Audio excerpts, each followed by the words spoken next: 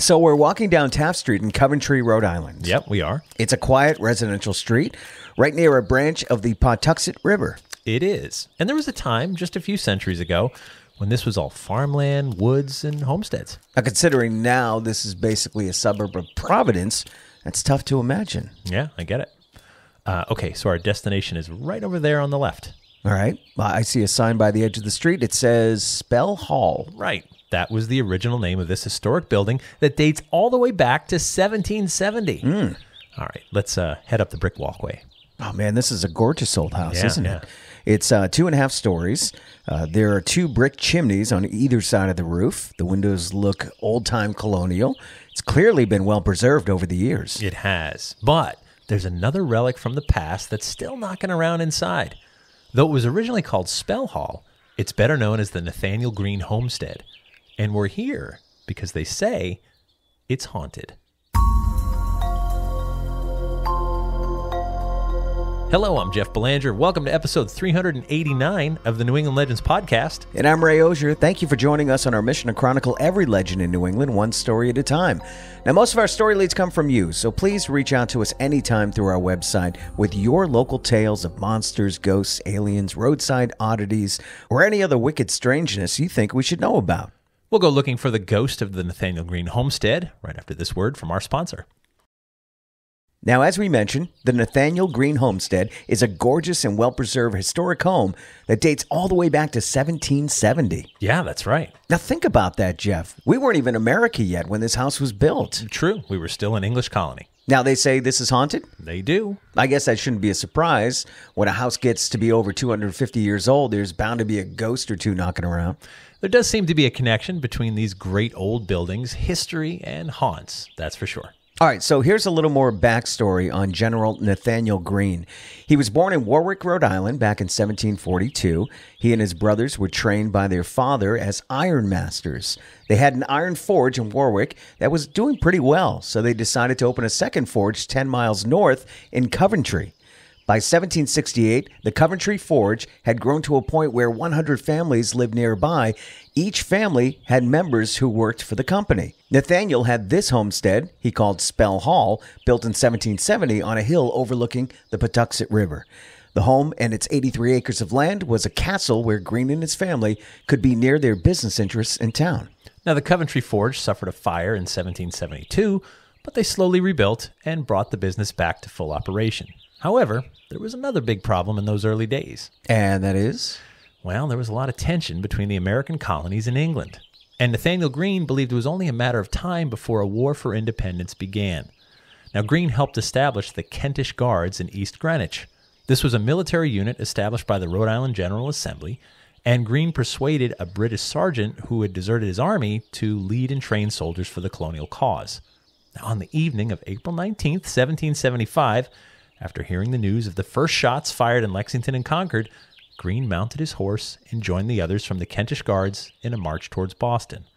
Greene served as a quartermaster general and was involved as a strategist in multiple Revolutionary War battles. He even appeared on a 1937 commemorative postage stamp alongside none other than George Washington. So one of our early rebel heroes standing up to tyranny. That's our guy. And today, this homestead is haunted? That's what they say. Now, let me guess. Haunted by Nathanael Greene? I could see why you'd think that, him being the most famous person associated with the building, but no, he's not the ghost, at least if we're to believe the stories. So let's head back to 1804 and visit this homestead. It's the autumn of 1804 here in Coventry, Rhode Island, and we're standing inside Spell Hall. After resigning his commission in 1783, General Nathanael Greene and his wife moved to Georgia to own and run a plantation. Greene sold his house in Coventry to his brother Jacob, who now lives here with his wife Peggy and their children. One of those children is their daughter Julia. 27-year-old Julia Greene has been called the most beautiful woman in Coventry, and considering her wealthy family, and she has a Revolutionary War hero as an uncle, Julia is quite the sought-after catch. Men have tried to win her attention and affection, but so far, everyone's fallen short. But today, another young man is going to try to win her heart. His name is Theodore Foster from Brookfield, Massachusetts. The 26-year-old Foster studied law at Brown University in Providence, graduated 4 years ago, and has been practicing law in Rhode Island ever since. Though he seems destined to become a Rhode Island judge, some of his business practices have been questionable. So a lawyer trying to make his fortune, maybe bending a few rules? Well, that's the rumor. Still, Foster is charming. Well, that must be him at the door now. Julia Greene greets her suitor, and the two share some tea in the sitting room. Foster's charm is clearly working. Julia smiles, she laughs, she seems taken by the young man. Plus, considering their ages, she figures there isn't much time to lose. Julia's already been called a spinster by some folks in town. After a courtship, Julia and Theodore marry on December 12th. Theodore now has access to the Greene family homestead and their business interests. Being an attorney, he believes he can run things better than anyone. But he's a lawyer, not an iron worker. That's true, but business is business, right? I guess, sort of, to some extent. Well, that's what Theodore believes. Business is business. Besides, he can always invest the family's money in some of his other ideas. Sure, but his track record so far hasn't been so great as far as being an attorney and investing in other businesses. Yeah, but that's because he didn't have enough capital, Ray. It takes money to make money. Now that he's in charge of the Greene family business and fortune, he can make some real moves. And that's just what Theodore starts to do. He's investing their money in one enterprise after another. Meanwhile, back at home, the couple's family is growing. In the coming years, Julia would give birth to 4 sons and 3 daughters. But all the while, her husband, Theodore, is squandering her family fortune. While Julia tends to their children, Theodore is spending their money. Pretty soon, the Greene family loses the Coventry Iron Forge because they're out of cash. The sale of the business goes towards Theodore's debts. Now, though Julia is getting nervous about finances, her husband tells her not to worry. Meanwhile, Theodore sinks the family further into debt. It's now October of 1821. Theodore is taken ill, and his family is just about broke.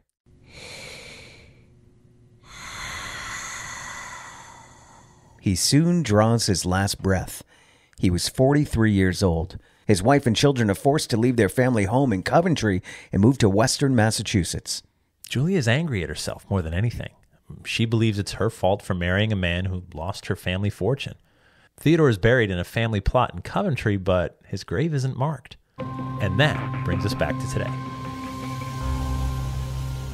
To this day, we don't know exactly where Theodore Foster is buried, but we do know that Julia died in 1831 at age 53 and is buried in Dalton, Massachusetts, out in the Berkshires. So who do we think is haunting the Nathanael Greene homestead? Is it Julia because this was her house and she feels guilty for the fortune she lost for herself and her children?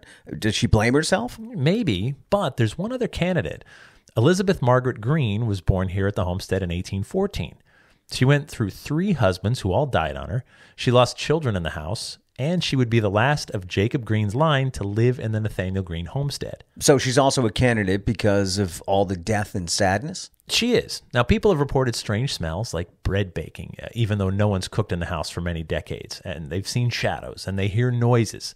And while many who work or volunteer here have heard strange sounds they can't explain or seen things out of the corner of their eyes, it's really unnerving.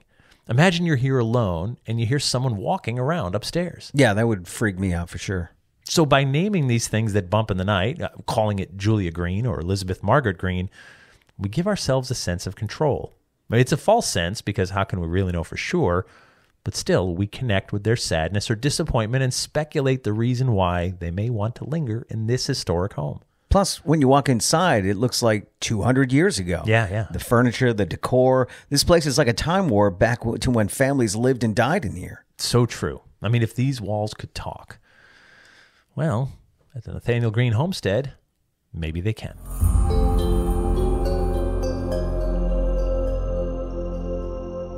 And that takes us to After the Legend, where we take a deeper dive into this week's story and, well, sometimes veer off course. Sometimes. After the Legend is brought to you by our Patreon patrons who make all this possible. We could use your help too. With more patrons, we can do even more. They help with our hosting and production costs, travel, marketing, everything else it takes to bring you 2 stories each week. It's just $3 per month. It's like buying me and Ray half a draft beer that we have to split. You'll get early ad-free access to new episodes, access to our entire archive of shows, plus bonus episodes and content that no one else gets to hear. Please help us out by going to patreon.com/New England Legends to sign up. And if you'd like to see some pictures of the Nathanael Greene homestead by the great Frank Grace, click on the link in our episode description or go to our website. Click on episode 389. A nice little piece of history there. Yeah. I like that. Sure. And it doesn't always have to be spooky or demonic or whatever, or involve witches. That's the thing about a haunting, right? So the stuff we described, smelling bread baking, that's nice. That's a pleasant smell. Sure. Hearing someone walking around, they're not going to make a Hollywood horror movie about that. But imagine you're there painting. You're going to be there late at night because you're a volunteer. You go after work. It's just you. I'm going to paint this room. I'm going to do some nice touch-ups, keep this place that I love well preserved. You know you're the only one there. Yeah.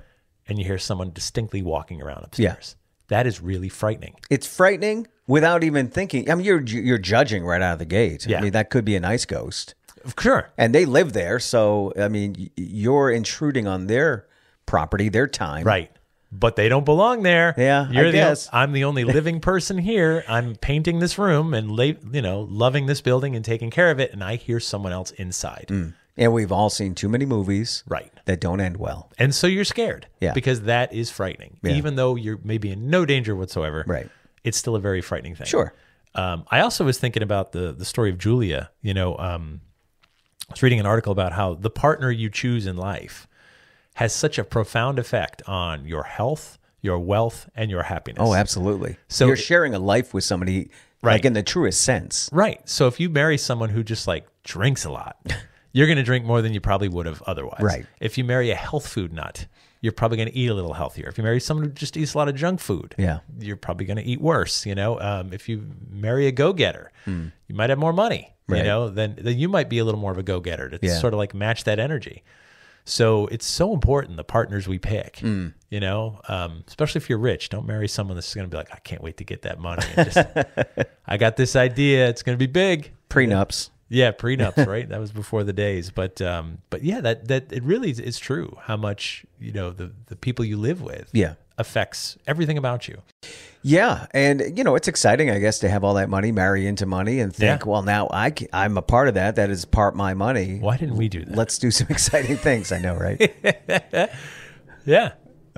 So, yeah, it's a weird balance. Yeah, of course. And then you don't want to discourage it with your partner. Right. So you don't want to tell him, never invest in that because that's not going to work. You'd be like, oh, maybe this one will work. Right. I want you to succeod. Yeah. You're trying so hard. Maybe he wasn't such a bad guy. Right. He just had big ideas.